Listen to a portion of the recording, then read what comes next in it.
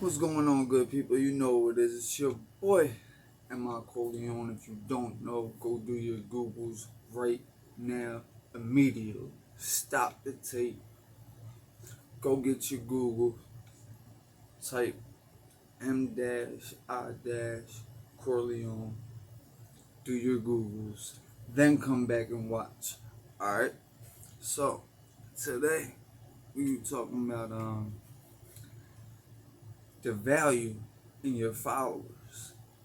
Now, I see a lot of people, they might have a certain amount of followers, but is there value in every one of them followers? Like, by value, I'm talking about like, how many people gonna ride with me? How many people gonna die with me? If it's a war, who gonna side with me? Just tell me the truth, don't lie to me. How many people gonna ride with me? How many people gonna side with me? If it's a war, who gonna ride with me? Just tell me the truth, don't lie to me. How many people gonna ride with me? How many people gonna spend $1 with me? How many people gonna ride with me? They all rolled out. Dang, I told them, asked them if they was gonna spend $1. They rolled right out. They was gonna die. The first chorus, I asked them to spend $1. They all left. What the hell? Man, they was gonna die for me. But anyway, here's how you get quality followers. See, the first way you gotta do it is these 3 things right here is a formula that becomes a way for you to get value out of fans that you won't get from everyday people, including your family, your day ones, and all that. The first thing is the content. That's the gateway. That's the first thing they're going to see. You need to make that first impression with every video you put out. You can't half-ass nothing. That's something that I learned. I was figuring I could just put out a lot of non-quality material and put it in with the quality material, and they'll figure it out. They'll be able to sort through it. But nah, they see some BS. They're like, nah, I ain't following homeboy.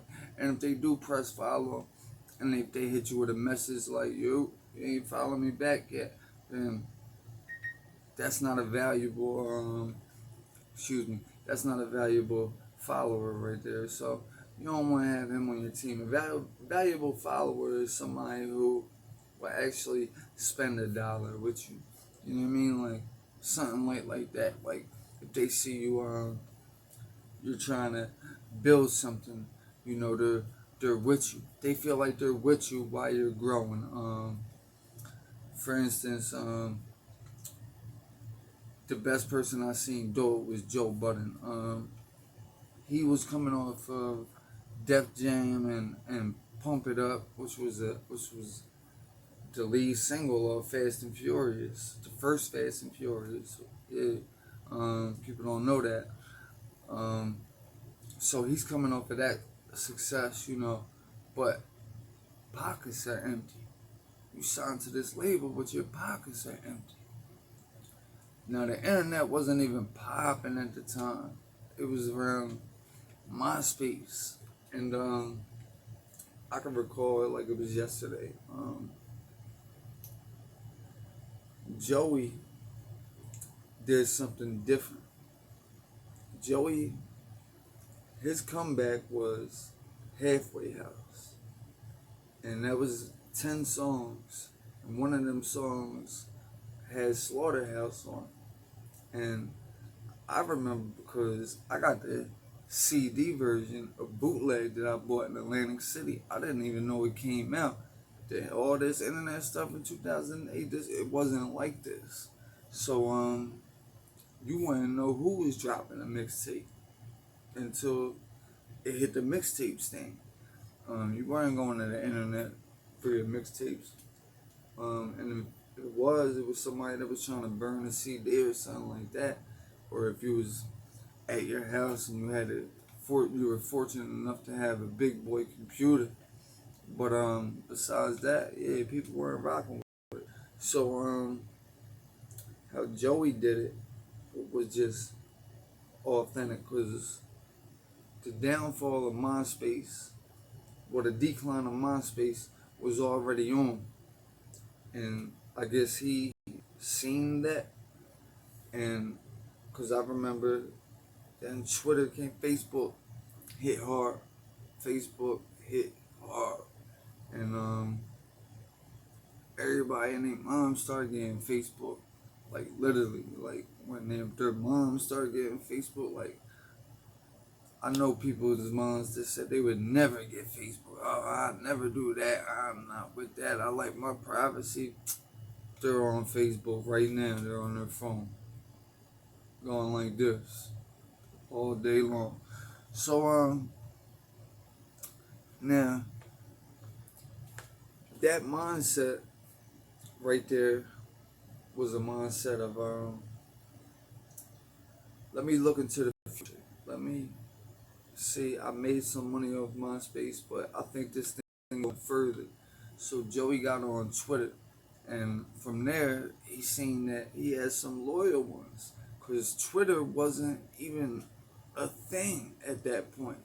So it was like, oh, Joe on his MySpace or wherever, or even JoeBuddenTV.com, he followed me on my Twitter. Oh, he had JoeBuddenTV.com too, so now he sees who's in his forums. They're his day ones. They're his fans that rock with him no matter what. I think he used to call them the internet soldiers. You know what I mean? He used to shout them out and all that. Shout out to Cobb, all them. Yeah. Shout out to all them. And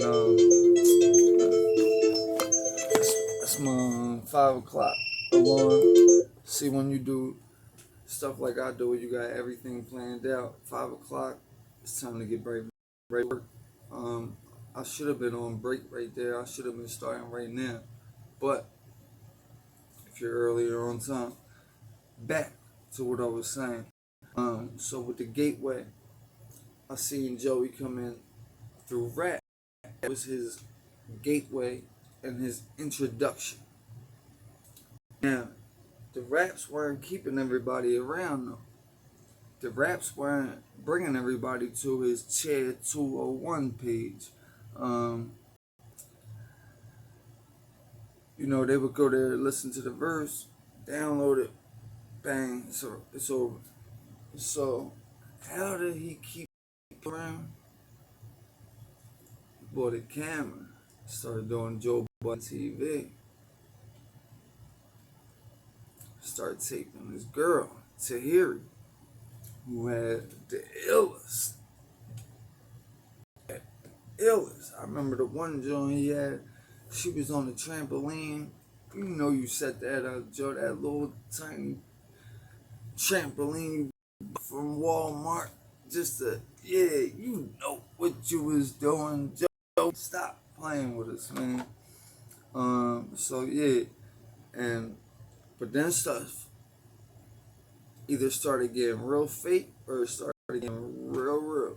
Cause Tahiri wound up getting into a situation at work, because she was still working as a bartender at this time. I think maybe it's a club. I'm not sure. Maybe it's just a gentleman's club.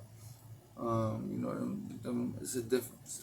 But back to what I was saying. So he put Tahiri on there. So now that's catching people's interest. Like, yo, now the people that was listening to his music and didn't care about his blogs were like, yo, who is this? And that's when you heard just everybody start mentioning Joe out of nowhere. Like, I remember French Montana brought him up. Everybody was getting asked about Tahiri in their interviews. Like, yo, did you see Joe Budden's girlfriend and all that? Like, how you think about this, that? Would you do this, that, and third? And I could really say that he started that thing, man. And nobody can deny that. That's why they call him the Podfather for a reason. And this is before he was even doing podcasts.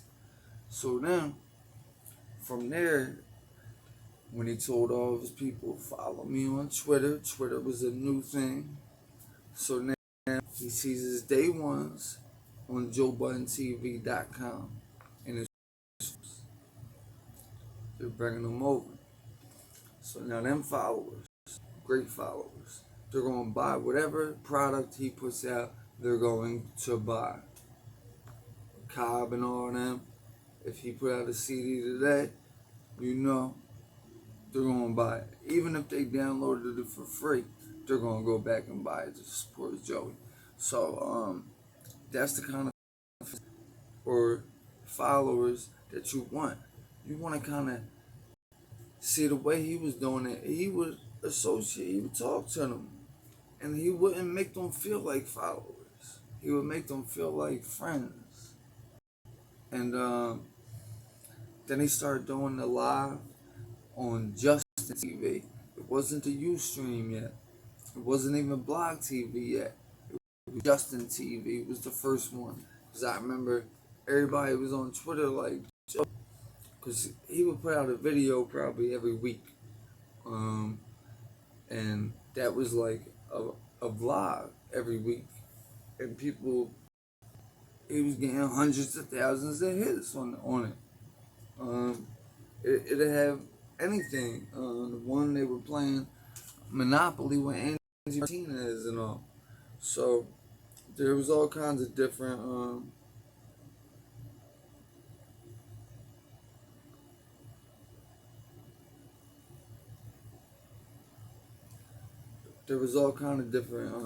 videos that he would have. And so from there, he went on to go to live and went on Justin TV.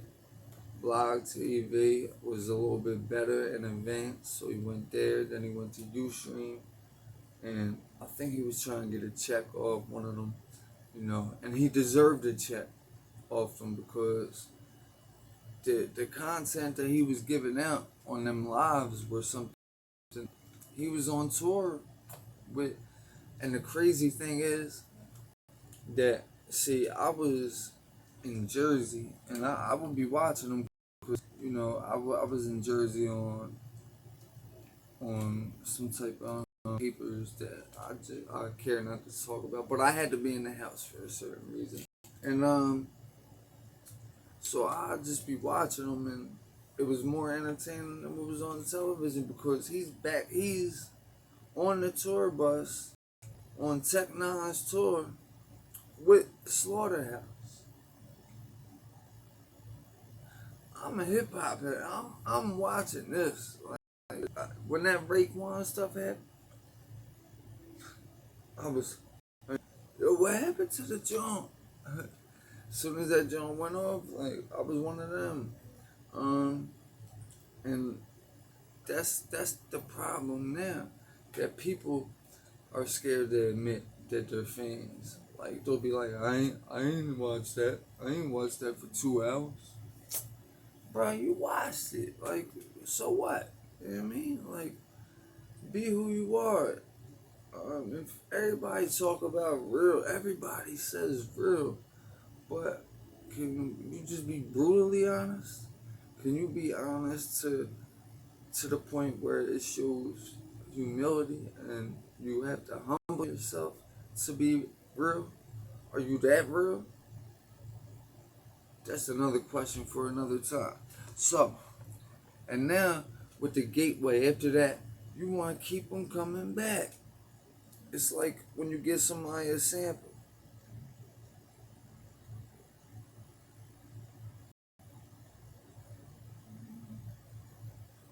When you give somebody a sample, you want them to come back.